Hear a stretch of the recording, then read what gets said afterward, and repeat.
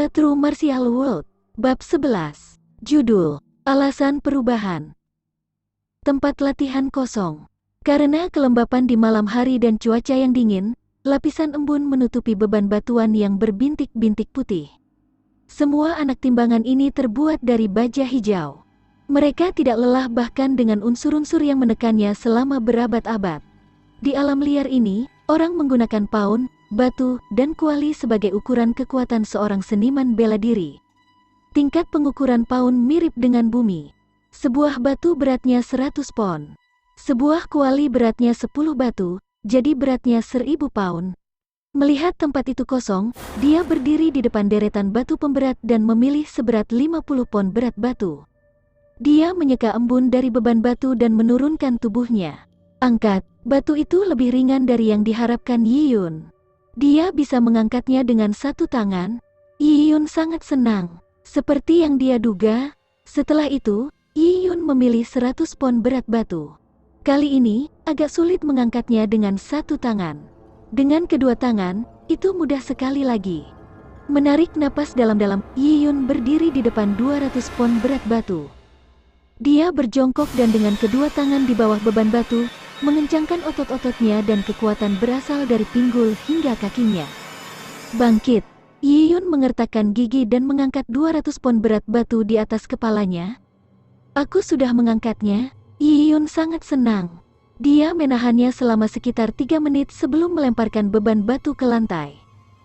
Untuk dapat mengangkat beban seberat 200 pon berat batu, yang kira-kira 3 kali berat anak laki-laki berusia 12 tahun, akan menjadi sesuatu yang luar biasa di bumi. Kekuatannya meningkat secara eksponensial dalam semalam, dan kekuatan bukanlah satu-satunya hal. Peningkatan kecepatannya bahkan lebih besar. Sebagai seorang anak, kekuatan adalah kelemahan utamanya, dan jauh lebih buruk daripada orang dewasa. Namun, kecepatannya sebanding.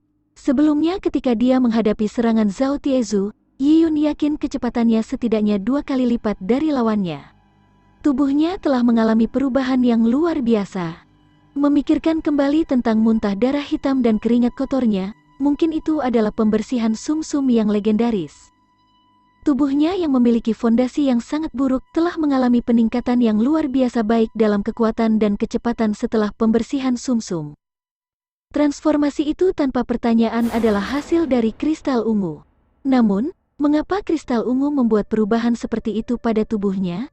Yi Yun mencoba menyentuh kristal ungu di dadanya tetapi menyentuh kekosongan. Yi Yun khawatir, dan buru-buru membuka pakaiannya. Kristal ungu telah menghilang. Namun, perasaan sejuk di dadanya tidak pernah berkurang sedikit pun. Apa ini? Yi Yun menunduk dan dengan ringan menyentuh dadanya di mana hatinya berada. Dia memiliki perasaan aneh bahwa kristal ungu ada di sana selama ini dan tidak pernah meninggalkannya. Dengan setiap detak jantung, kristal ungu bergetar, seolah-olah kristal ungu telah menyatu dengan hatinya menjadi satu. Sedikit kesejukan juga menyebar ke seluruh tubuh Yi Yun dengan setiap getaran dengan berkelok-kelok melalui nadinya. Yi Yun mengangkat kepalanya dan melihat titik-titik kecil cahaya bintang di langit terbang ke arahnya, atau lebih tepatnya, ke kristal ungu. Cahaya bintang memasuki tubuhnya dan menghilang. Yi Yun memiliki beberapa hipotesis untuk berbagai fenomena yang ditunjukkan oleh kristal ungu. Kristal ungu bisa menyerap energi. Di dunia ini, di alam semesta ini, energi adalah bahan penyusun segalanya. Dari galaksi besar yang berputar, formasi bintang dan supernova hingga semut kecil yang membangun sarang atau rumput layu tidak dapat lepas dari kebutuhan energi. Dari fisika yang dipelajari Yi Yun di bumi, seluruh alam semesta dimulai dari titik tertentu yang terdiri dari energi tak terbatas. Energi bisa diubah menjadi materi, berubah menjadi kehidupan, berubah menjadi segalanya. Dan di dunia yang aneh ini, ahli kultivasi Qi juga secara alami merupakan bentuk energi. Kristal ungu memiliki kesamaan alami dengan energi. Itu bisa menyerap cahaya bintang dan bentuk energi lainnya. 2 serangan oleh Lian Chengyu juga merupakan bentuk energi. Bentuk energi itu pasti bentuk Qi yang telah dikultivasikan Lian Chengyu. Qi bersembunyi di tubuhnya, menyebabkan seluruh tubuhnya mati rasa. Namun, ketika energi itu mencapai hatinya dan menyentuh kristal ungu menyerapnya. Itu juga jelas di mana energi yang diserap kristal ungu pergi. Rasa sejuk yang mengalir di dalam nadinya adalah manifestasi energi. Energi yang diserap kristal ungu telah menyebar melalui aliran darahnya dan memberi makan tubuhnya. Dengan setiap detak jantung, Yiyun merasakan tubuhnya tumbuh sedikit lebih kuat. Memikirkan kembali pembersihan sum-sum tubuhnya, itu pasti hasil dari energi yang memasuki pembuluh darahnya. Energi dapat mengubah komposisi setiap elemen. Itu bisa memberi kehidupan kepada orang-orang, memberi mereka kekuatan dan energi. Kekuatannya sendiri telah tumbuh dari 30 pon menjadi 200 pon. Perubahan ini dapat dianggap sebagai metamorfosis total. Energi apa yang menyebabkan ini?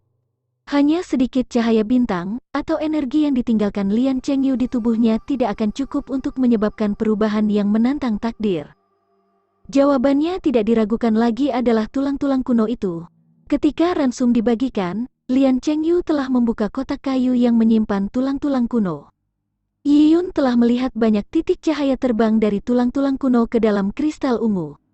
Kristal ungu telah menyerap semuanya. Tulang kuno adalah bagian paling berharga dari binatang buas. Semua intinya ada di tulang, dan lebih berharga daripada daging binatang buas. Esensi yang dimurnikan dari tulang-tulang kuno dapat menyebabkan seorang kultivator membuat terobosan dan memungkinkan seorang jenius seperti Lian Chengyu untuk menerobos ke tingkat Purple Blood. Nilai dari tulang-tulang kuno itu sungguh luar biasa. Seorang anak lemah seperti Yiyun tanpa dasar apapun dan tubuh lemah untuk Bud tidak memiliki alasan untuk tidak bermetamorfosis dengan sejumlah kecil energi dari tulang-tulang kuno. Setelah memahaminya, Yiyun merasa tercerahkan.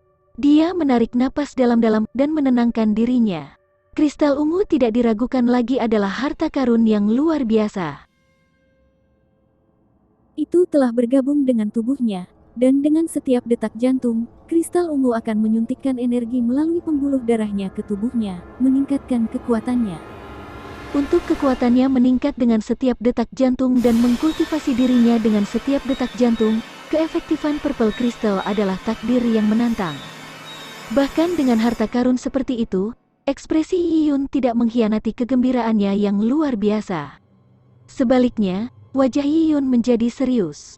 Setelah menjalani dua kehidupan, meskipun kehidupan pertamanya terbatas dalam pengalaman, tetapi dengan reinkarnasinya, Yiyun telah mengalami beberapa perubahan mental. Ketika pertama kali memasuki dunia yang aneh ini, Yiyun bingung. Tapi setelah menyesuaikan diri, dia menjadi tenang. Dengan harta karun seperti itu, dia tidak bisa terlalu serakah atau tanpa keinginan apapun. Dia tahu bahwa jika dia terbawa suasana dan memamerkan hartanya, itu akan mungkin terlihat dan menyebabkan masalah. Yiyun tahu bahwa rahasia kristal ungu tidak boleh diungkapkan kepada siapapun. Di dunia yang aneh ini, Yiyun hanya bisa mempercayai kakaknya, Jiang Xiaoru. Namun, dengan satu orang yang kurang mengetahuinya, ada satu bahaya yang berkurang. Harta karun itu tidak memiliki pemilik. Jika Jiang Xiaoru, seorang gadis lemah yang mudah terluka tahu terlalu banyak, itu bisa membahayakan dirinya.